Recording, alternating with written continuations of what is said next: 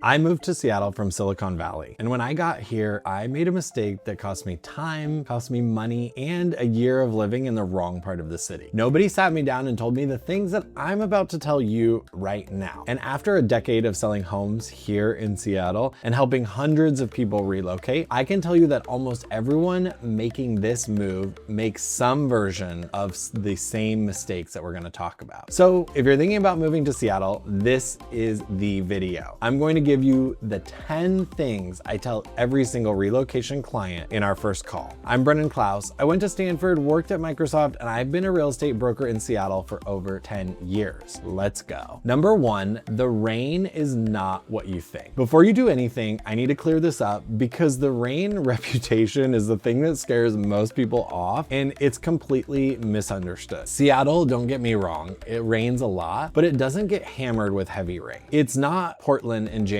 What Seattle gets is a lot of gray. It's overcast, it drizzles. From roughly October through April, the sky is a flat gray ceiling, really, and the light is low, and it just rains lightly, almost all the time, constantly. If you grew up somewhere with dramatic thunderstorms and heavy downpours, Seattle's rain will actually feel less intense than what you're used to. But it is relentless, and a lot of that is real. There's a reason people do talk about it here. It doesn't storm, it just never really stops raining. And this is the part that nobody who lives here tells you, is that Seattle summers are among some of the best anywhere in the whole United States. June through September, typically end of June, is 70 degrees, low humidity, practically no rain, and 16 hours of daylight. People are outdoors constantly, and it feels like the city finally just exhales. So the question isn't whether you can handle rain, the question is whether you can handle gray for 6 months, knowing that what comes after is really exceptional and beautiful. Most people who move here think they can't handle it, and then they end up doing just fine. Number two, the median home price is around $800,000. But that number can be really meaningless without context. So here's a breakdown. Seattle's median is roughly $780,000 to $860,000, depending on the month and the data source that you pull from. But that average spans neighborhoods that feel like completely different cities. Capitol Hill, the median is around $595,000. You're getting older condos and townhouses, urban density, walkability to everything, literally. But Ballard, the median is around $850,000. Craftsman homes, a couple bedroom houses, 1 to 2 bedroom, newer construction is also mixed in there a lot more recently. Then you have Queen Anne, where the median is around $1,050,000.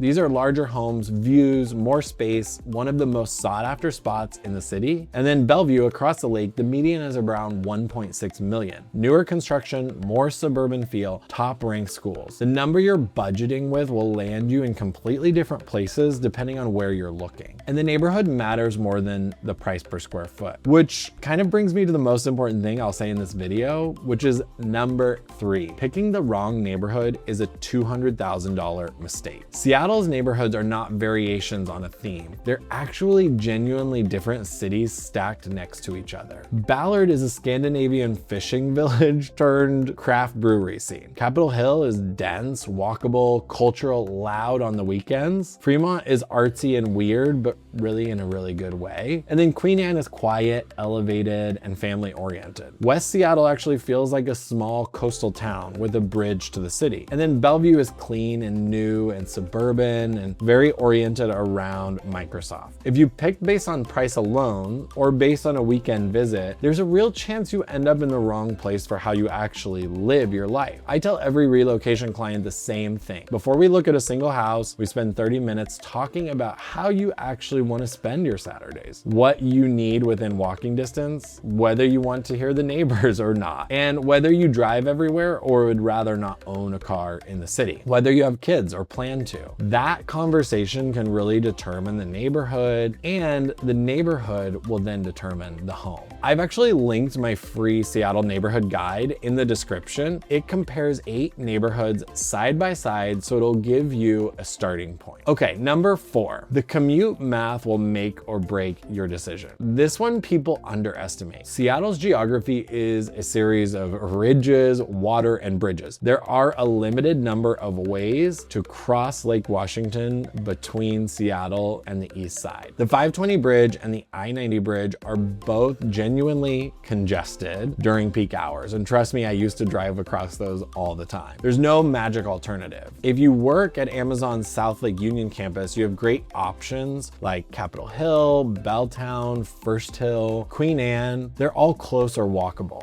But if you work at Amazon's Bellevue office or Microsoft in Redmond, living in Ballard could mean 45 minutes to over an hour drive each way, morning and night. Living in Redmond might mean a 15-minute commute for those campuses. The good news is, as of 2026, right now, the East Link Light Rail is now running from Redmond through Bellevue and into downtown Seattle. And that has legitimately changed the commute calculus for a lot of people. You can now live in certain Eastside neighborhoods and ride a train downtown in 20 to 25 minutes, which is incredible. So figure out where you're working first, then build outward from there. Number 5, the tech economy really shapes everything here in Seattle, not just the job market. Amazon, Microsoft, Google, Meta, Salesforce, they're all here in big companies. And what that means is the economy is strong and salaries are high, but it also means the culture has a specific flavor to it. A lot of your neighbors will be in tech. A lot of restaurants and businesses are priced for tech salaries. There is a youth skew here in Seattle. The median age is around 35. So the city moves fast, it changes fast, and it's constantly building and adapting. If you're moving here for a tech role, that's the tailwind behind this city, truly. If you're moving here for a different reason, it's still a great city, but understanding this context does matter because it shapes prices, competition, and the texture of daily life in Seattle. Number 6, the ferry system is actually genuinely great, and most newcomers completely ignore it. It's one of the biggest ferry systems in the country. Washington State ferries run routes from downtown Seattle to Bainbridge Island, Kingston, and Vashon Island. And a lot of people actually live on Bainbridge, which is a beautiful, quiet, and small town island, and they commute by ferry to downtown Seattle in about 35 minutes. The ferry itself is nice, and the commute could be peaceful. I think you have to make the ferry, so you have to time that correctly. But Bainbridge Island is really a hidden gem for buyers who want space, nature, and lower prices than Seattle proper, but still need access to the city and downtown specifically. I mention this because most people moving from out of state have no idea that it's even an option. Okay, number 7, access to nature here is unlike anything I've ever experienced anywhere else in the country. From Seattle, you can be skiing at Crystal Mountain or Stevens Pass in less than an hour and a half. You can be hiking in the Olympic rainforest in about 2 hours, and you can kayak in Lake Washington on a Tuesday after work in the summer, which is amazing. The Cascades are always visible on clear days from anywhere in the city. If you're an outdoor person, then Seattle is the city you'll love. The density of accessible wilderness relative to the size of the actual metro of Seattle is really exceptional. And because of the terrain, a lot of neighborhoods have water or mountain views really built into them. And especially condos, when you're in high rises, you can see so much water and so many mountains. And this is not a small thing. It's one of the main reasons people who move here actually stay in Seattle. The lifestyle access does not exist at this scale anywhere else in the US, as far as I'm concerned. Number 8 is the food scene in Seattle is legitimately world class. Pike Place Market is not just a tourist attraction, it's actually where locals shop. The seafood like Dungeness crab, salmon, oysters from Hood Canal is all super fresh, and you won't find this anywhere else in the country because it's caught locally here in the Pacific Northwest. And beyond Pike Place, Ballard alone has some of the best restaurants and craft breweries in the Pacific Northwest. Capitol Hill also has an exceptional dining density. The ramen in Seattle alone is very serious, and obviously the culture of coffee is its own thing entirely. Seattle is consistently kind of underrated as a food city compared to places like New York or San Francisco, and that underrating means less hype and actually a lot more quality, in my opinion. Number 9, we mentioned this before, but the East Link Light Rail has permanently changed how you should think about the East Side. This is new, and most out-of-state buyers don't know about it yet. The 2 line of the Link Light Rail, the East Link, now connects Redmond to downtown Bellevue and then to downtown Seattle. And for tech workers, this is significant because you can live in downtown Bellevue and take the light rail to a meeting in South Lake Union and not have to interact with that I-5 traffic or the 520 bridge at all. And for buyers, it's also increased the desirability of neighborhoods that are walking distance from the East Link stations, like South Bellevue, Mercer Island,